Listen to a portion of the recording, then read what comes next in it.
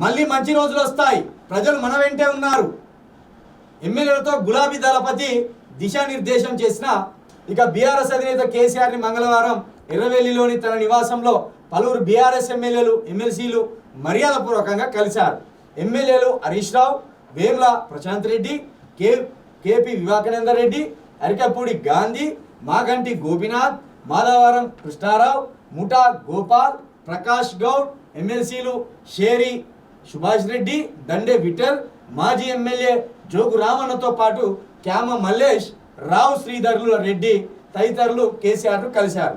BRS నుంచి మరికొంతమంది ఎమ్మెల్యేలు పార్టీ మారుతారనే ప్రచారం ఉండడంతో ప్రచారం జరుగుతుంది. ఈ నేపథ్యంలో ఎమ్మెల్యేలంతా వెళ్లి కేసీఆర్ కలిశారు.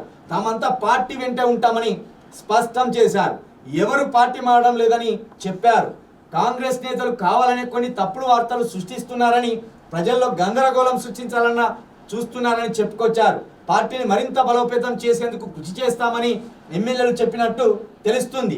ఎమ్మెల్యేలు ఎమ్మెల్సీలకు కేసీఆర్ దిశానిర్దేశం చేసినట్లు తెలుస్తుంది. ఈ సందర్భంగా ఇటీవల పార్టీ మారిన ఎమ్మెల్యేల ప్రస్తావన కూడా వచ్చినట్లు సమాచారం.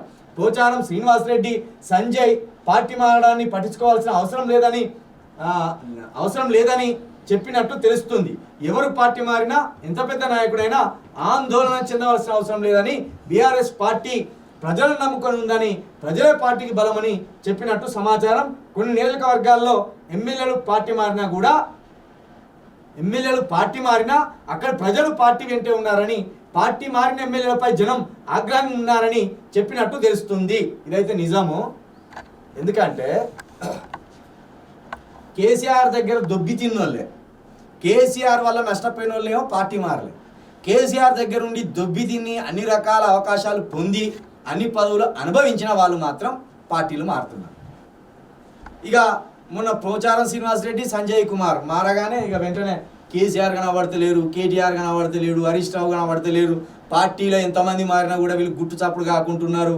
అంటే పార్టీ పని కథం అయిపోయినట్టేనా, కేసీఆర్ కూడా చేతులు ఎత్తేసినట్టే, ఏవనికి వాడు తోసింది రాసుకొచ్చింది. నేను ఒకటి చెప్తున్నా, 39 మంది ఎమ్మెల్యేలు గెలిచింది, ఇంకా 4-5 మారింది. ఆ 5 పోయినా కూడా ఇంకొక 32-33 మంది ఉంటారు. అంటే ఆల్రెడీ ప్రతిపక్ష హోదా ఉన్నది. పైగా 24 మంది ఎమ్మెల్సీలు ఉన్నారు, రాజ్యసభ సభ్యులు ఉన్నారు, వందలాది జెడ్పీటీసీలు ఉన్నారు, వేలాది సర్పంచులు ఉన్నారు, వేలాది ఎంపీటీసీలు ఉన్నారు. ఇంత బలగము, ఇంత ప్రజాప్రతినిధులు 42-43% ఓటింగ్ పర్సెంట్ కలిగిన బీఆర్ఎస్ పార్టీ ఎట్లా కథం అవుతుందే? చెప్పడానికే ఏమైనా బుద్ధి ఉన్నదా? రాసుకొచ్చడానికి ఏమైనా బుద్ధి ఉన్నదా? ఇది కాకపోతే కేసీఆర్ గారు చేసిన ఒక పొరపాటు ఏంటంటే, రెడ్డిలను మరింత బలవంతులుగా మార్చిండు కేసీఆర్ బీఆర్ఎస్ పార్టీ ద్వారా. ఆ బలపడ్డ రెడ్డిలకు ఎట్లుంటుందంటే, వాళ్ళ నాయకులు ఎవరన్నా పుట్టుకొచ్చిన రోజు ఉన్న నాయకుడిని దన్నేసి వాళ్ళ నాయకుడిని వెంట పోతారు. ఇప్పుడు గదే జరుగుతుంది. ఇప్పుడు కేసీఆర్ కుంప ముంచబోయేది రెడ్డిలే. కొంతమంది అనుకోవచ్చు కడియం శ్రీహారి దళితుడు కదా అని. కడియం శ్రీహారి ఇక్కడున్న గంతే, అక్కడున్న గంతే. కడియం శ్రీహారితో పోయేది ఏం లేదు. కడియం శ్రీహారి మారితే ఒక్కడే మారుతాడు, 10 మందిని ఎంట పెట్టుకపోడు. ఒక రెడ్డి మారితే ఆయనకున్న ఇన్ఫ్లుయెన్స్ ద్వారా, ఆయనకున్న డబ్బు ద్వారా ఇంకో 10 మందిని మారుస్తాడు. దానికి దీనికి చాలా తేడా ఉంటుంది. రెడ్డిలు పొలిటికల్ కింగ్ మేకర్స్. వాళ్ళు రాజకీయంగా పలుకుబడి ఉంటుంది, ఆర్థికంగా పలుకుబడి ఉంటుంది, ఊర్లలో పలుకుబడి ఉంటుంది. ఎందుకంటే భూమి ఎవడి చేతిలో ఉంటే వాడికి పలుకుబడి ఉన్నట్టే, డబ్బు ఎవడి చేతిలో ఉంటే వాడికి పలుకుబడి ఉన్నట్టే, వాడు రాజకీయాన్ని ఇన్ఫ్లుయెన్స్ చేస్తూ అంటాడు. కాబట్టి రెడ్డిలు మారితే రాజకీయం మారుతూ ఉంటుంది. ఎందుకంటే భూమి యావత్తు వాళ్ళ చేతుల్లో ఉన్నది కాబట్టి, ఎక్కువ శాతం భూమి తెలంగాణలో వాళ్ళ చేతుల్లో ఉన్నది. కేసీఆర్ చేసిన పొరపాటు అదే.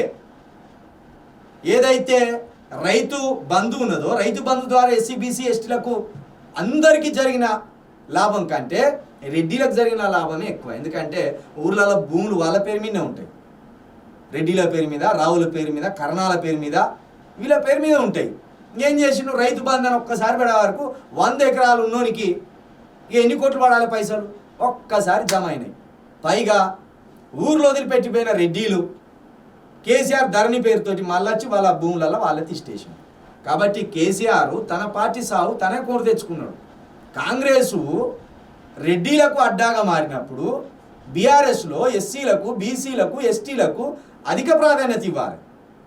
కానీ కేసీఆర్ ఏం చేసిండు, గదే రిజర్వ్డ్ స్థానాలలోనే ఎస్సీలకు ఇచ్చిండు, గదే రిజర్వ్డ్ స్థానాలలోనే ఎస్టీలకు ఇచ్చిండు. ఇక బీసీలకు అరాకుర ఇచ్చిండు కేసీఆర్, కొందరిని వేసిండు. కానీ ఎక్కువ శాతం రెడ్డిలకే అవకాశం ఇచ్చే వరకు ఆ బలిచిన రెడ్డిలు ఏం చేసిండు, స్వార్థపూరితమైన రెడ్డిలు ఏం చేసిండు, కేసీఆర్ని మళ్ళా రాజకీయంగా తన్ని మళ్ళా వాళ్ళ కాంగ్రెస్కు ఏదైతే రెడ్డిలు బలమో మళ్ళీ కాంగ్రెస్లో పడ్డారు. ఇంకా ఇక్కడ ప్రధానంగా తెలుగుదేశం నుండి వచ్చిన వాళ్ళంతా మళ్ళీ వెళ్ళిపోతారు. ఊహించని పేర్లు ఉంటాయి. ఇప్పుడు వీళ్ళందరూ వచ్చిపోవడం దిగులు కాబట్టి వీళ్ళు కేసీఆర్ తోటి ఉంటారు అనుకుంటే ఇది భ్రమపడ్డట్టే. మనం దీంట్లో ఎవడు ఎప్పుడు కూడా విక్కపోయేది తెలియదు. ఏ దొంగ నమ్మవలసిన పని లేదు. కేసీఆర్ తోటి ఉన్న వాళ్ళ దాంట్లో హరీష్ రావు కూడా పోవచ్చు. అట్లుంటుంది రాజకీయం అంటేనే అట్లుంటుంది. చంద్రబాబు నాయుడే తన పిల్లనిచ్చిన మామ వెన్నుపోటు పొడిచినప్పుడు ఇక హరీష్ రావు ఎంత, ఇంకోళ్ళు ఎంత. ఇంకోటి మాట్లాడుకోవాలంటే అఖిలేష్ యాదవ్ ములాయం సింగ్ యాదవ్కే వెన్నుపోటు పొడిచిండు, సొంత తండ్రికే వెన్నుపోటు పొడిచిండు. సొంత తండ్రే పార్టీ స్థాపించి కొడుకును ముఖ్యమంత్రి చేస్తే కొడుకు ముఖ్యమంత్రి అయిన తర్వాత ములాయం సింగ్ యాదవ్ని పక్కన పెట్టి పడేసిండు. తండ్రి కొడుకుల గొడవ అయింది అక్కడ ఉత్తరప్రదేశ్లో. అటువంటి అప్పుడు రాజకీయంలో ఎప్పుడు ఎలాంటి షాకింగ్ న్యూస్ బయటకు వస్తుందో తెలియదు. కాబట్టి కేసీఆర్ గడ్డు పరిస్థితులు ఎదుర్కోవాల్సిందే. కాకపోతే ఇప్పుడు పార్టీకి ఎవడు అండగా ఉంటాడో వాణ్ణి కేసీఆర్ కావచ్చు, కేటీఆర్ కావచ్చు భవిష్యత్తులో ఖచ్చితంగా గుర్తుపెట్టుకొని న్యాయం చేయాలి. ఎందుకంటే మీకు మంచి పేరు లేదు రాజకీయంగా. మీరు నమ్మినోన్ని దెబ్బ కొడతారని, నమ్మినోనికి హ్యాండ్ ఇస్తారని ఇప్పటికే ప్రజల్లో విస్తృతంగా ప్రచారం సాగుతాను. అది నిజమో అబద్ధమో తెలియదు, కానీ అది బయటకైతే వచ్చేసింది. బయటకు వచ్చేసింది అంటే నిప్పులేందే పొగ రాదు కాబట్టి అది నిజం అనుకునే పరిస్థితికి వచ్చింది.